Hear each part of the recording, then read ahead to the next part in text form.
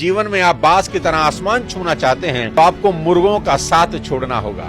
एक शानदार कहानी से समझते हैं। मुर्गी पालने वाले को एक रोज बाज का एक अंडा मिला और उसने इसे मुर्गियों के दड़बे में रख दिया। समय बीतने पर बाज का बच्चा भी मुर्गी के बच्चों के साथ पलने लगा और खुद को इन्हीं की तरह मुर्गा समझने लगा।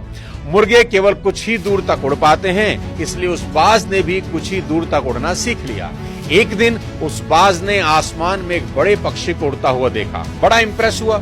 उसने आसपास की मुर्गियों से पूछा, वह कौन है? तो मुर्गियों ने जवाब दिया, वह बाज है, पक्षियों का राजा है, आसमान में रहता है, हम तो जमीन पर रहते हैं क्योंकि हम तो बस मुर्गे हैं। उनकी बात सुनकर वह बाज पूरी जिंदगी मुर्गे की तरह जिया और मुर्गे की तरह ही मर गया, क्योंकि जीवन भर वह खुद को मुर्गा ही समझता रहा।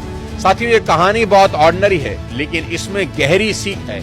अधिकतर लोग बेहद ऑर्डिनरी जीवन जीते हैं और मर जाते हैं। उन्हें एहसास ही नहीं होता कि उनके अंदर बाज के बच्चे की ही तरह कई योग्यताएं छिपी हैं, जिनको वो कभी इस्तेमाल ही नहीं करते। किसी ने खूब कहा है कि कब्रिस्तान संसार की सबसे अमीर जगह है, क्योंकि यहाँ आपको सभी आशाएं और सपने मिलेंगे जो कभी पूरे ही नहीं हुए। वो पुस्तकें मिलेंगी जो कभी लिखी ही नहीं गई। वो गीत मिलेंगे जो कभी गुनगुनाए ही नहीं गए। वो एक्सपेरिमेंट जो कभी किए ही नहीं गए। और ये सब इसलिए हुआ क्योंकि वो शख्स पहला कदम उठाने से पहले ही डर गया। दोस्तों, जब हम बाज की तरह आसमान छू सकते हैं तो मुर्गे की तरह क्यों उड़ें? बाज हमें सिखाता है कि हमेशा विजेताओं के साथ रहें।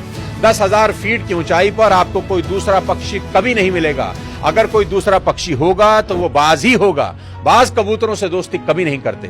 वे छोटे पक्षियों के साथ नहीं उड़ते, क्योंकि उनको कबूतर या दूसरे छोटे पक्षियों के साथ उड़ने के लिए नीचे आना होगा, क्योंकि बाकी पक्षी ऊपर नहीं आ सकते।